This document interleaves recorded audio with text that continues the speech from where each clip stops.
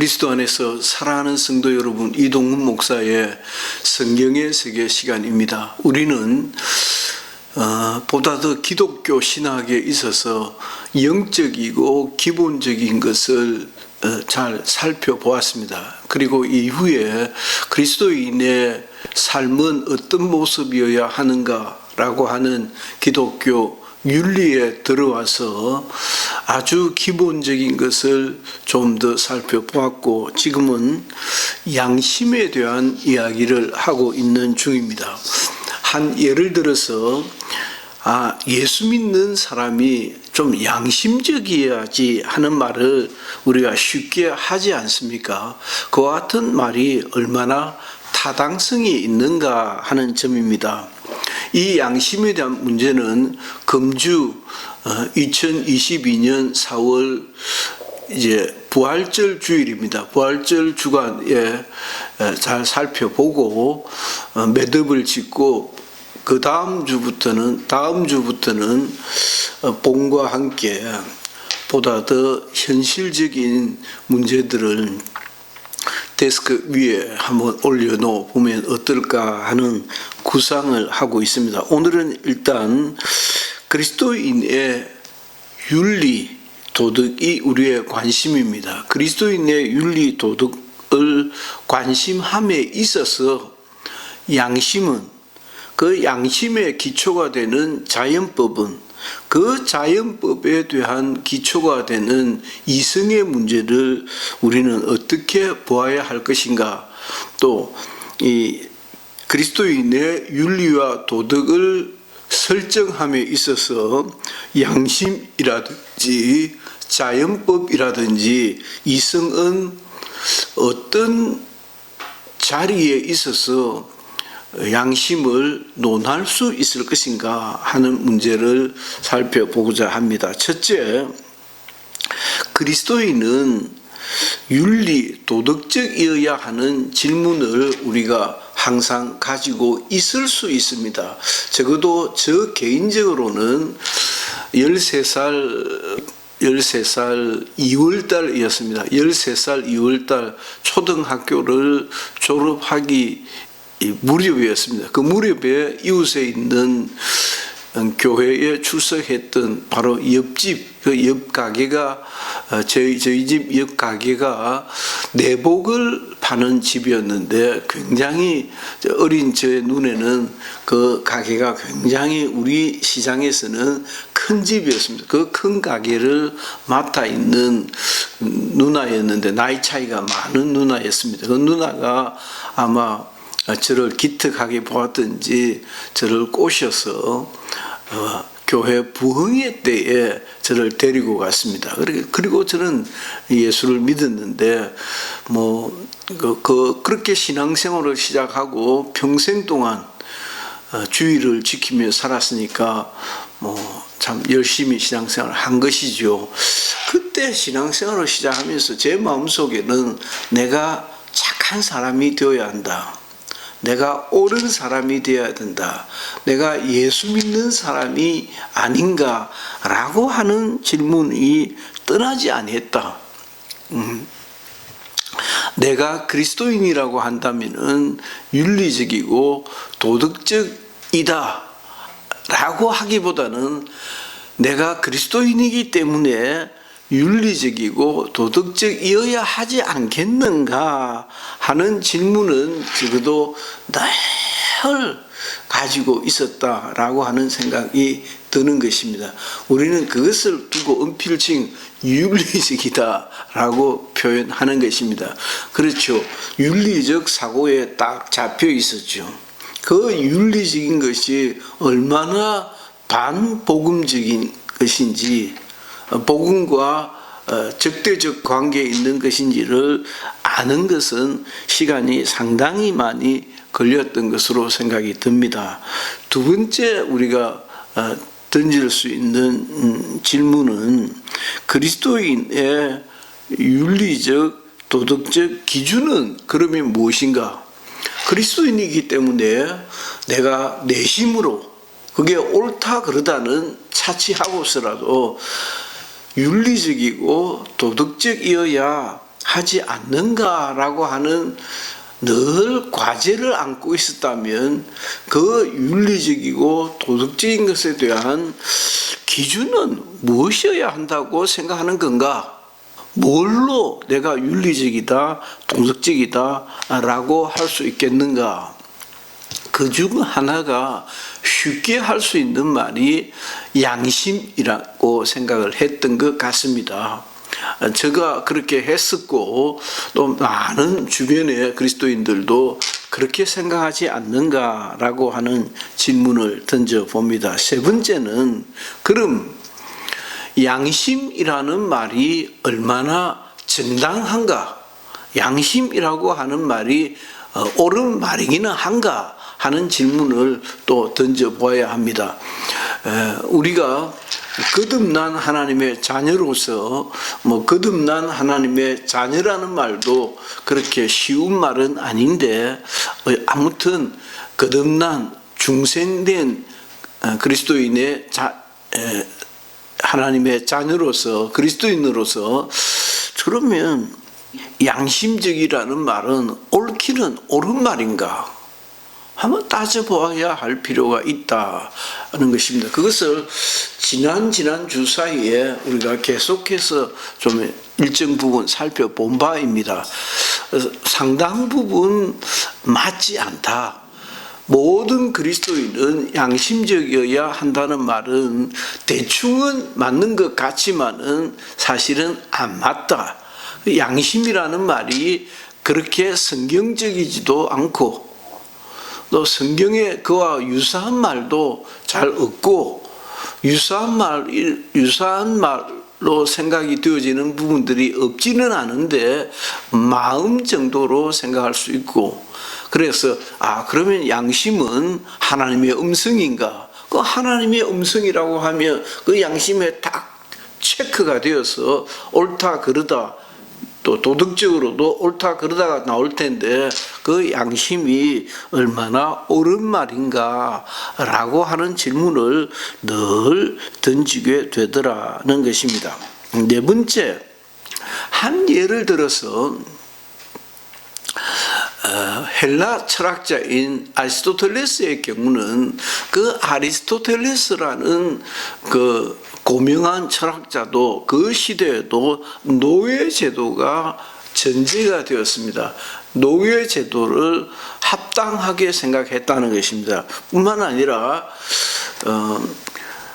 중남미라든지 아프리카 지역에서는 상당 근래까지도 있는 줄로 알고 있습니다. 그게 상례화된 것은 되어 있지는 않는 것으로 알고 있습니다만은 근래까지도 그게 무슨 말이냐면 식인 사람을 잡아먹는 풍속이 거의 미덕으로 남아있는 그런 부족도 있다는 것이죠.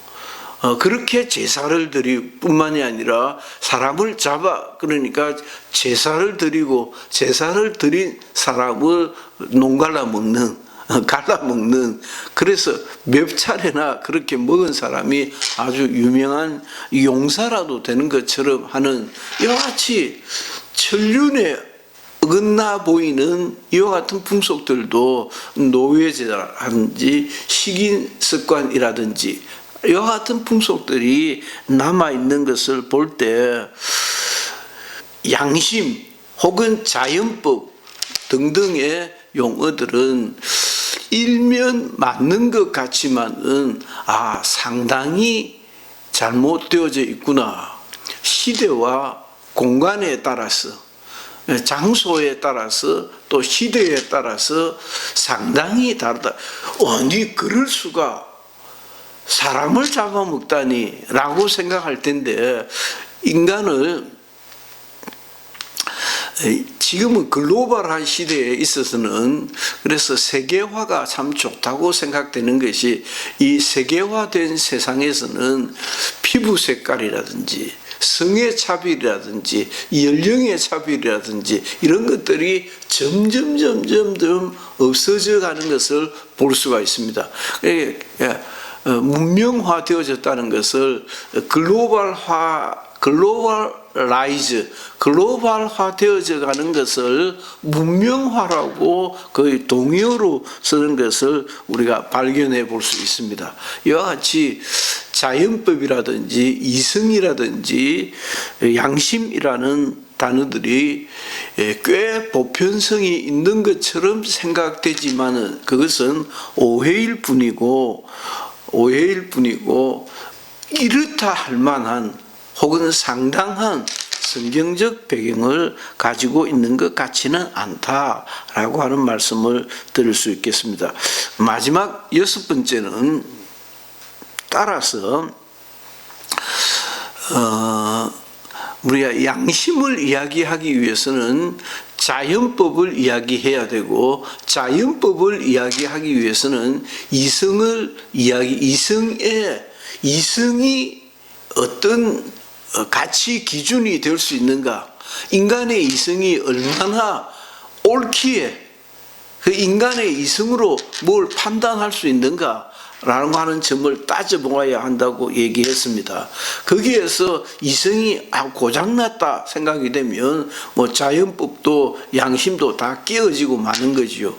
그 양심 그따위 이렇게 되어져 버리는 거죠. 자연법 그따위 되어져 버리는 것입니다. 그래서 자연법에 대한 우리의 일반적인 입장은 적어도 인류 보편적으로 자연법이라고 하는 어떤 정서, 개념이 남아있는 것으로 봐야 한다라고 하는 데는 동의를 할 수 있지만은 그 자연법은 상당히 더 구체적으로 세밀하게 또 디테일하게 따져보아야 하는 것이 아닌가라고 하는 것까지 제가 결산하면서 그리스도인의 윤리와 도덕을 어떻게 설정해야 할 것인가 라는 문제에 있어서 양심이 차지하는 위치가 어느 정도인지를 살펴보았습니다. 그 양심에 대해서는 그 자연법에 대해서는 이성을 따져보아야 되는데 이와 같은 커다란 몇 가지 전제들이 있더라고 하는 것입니다. 조금 더 자세히 들어가고자 합니다. 첫째는 양심을 이야기하기 위해서는 자연법을 논의해 보아야 한다라고 하는 것을 이제 정리해 보는 것입니다. 그리스도인이 예수 믿는 사람이 좀 양심적이어야지 할 때 그 양심적이어야지는 굉장히 어떤 캐논, 어떤 행위의 증거가 될 수 있다는 말을 포함할 것입니다. 그렇다 하면은 그 양심이 굉장히 정당한 것이다. 자연법적으로 네 마음속에 내 마음속에 우리 모두의 마음속에 공유할 수 있는 어떤 도덕적 가치가 있어서 그렇지 그렇게 하면 안 되지 그렇게 해야 되지 이와 같이 어떤 것은 그렇게 해야 되고 어떤 것은 그렇게 하면 안 된다 하는 어떤 기준이 나올 수 있을 텐데 이 양심을 이야기하기 위해서는 자연법에 대한 기독자들의 입장이 확인되어야 한다라고 하는 것입니다. 두 번째는 제가 앞서도 이야기 드렸듯이 이 자연법, 자연에 있는 사람의 마음속에 우리라고 하는 한 시대의 사람들에게 공유되어지고 있는 그런 도덕적 감정, 질서들이 있다고 한다면은